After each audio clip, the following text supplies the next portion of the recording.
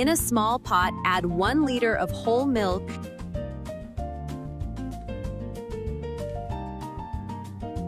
170 grams of sugar, 75 grams of cornstarch, 2 egg yolks,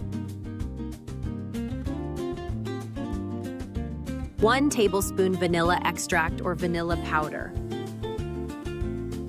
Start stirring over medium heat.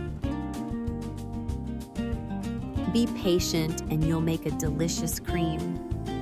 When it thickens into a smooth cream and starts bubbling, it's ready. Add 55 grams of butter and stir until it melts. Pour the mixture into a 20-centimeter pan, greased and lined with parchment paper on the bottom.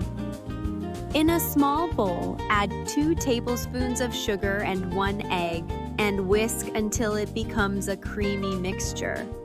Spread just enough mixture to cover the surface and bake at 200 degrees Celsius, 390 degrees Fahrenheit, for 15 to 20 minutes, until it develops a nice caramelized top.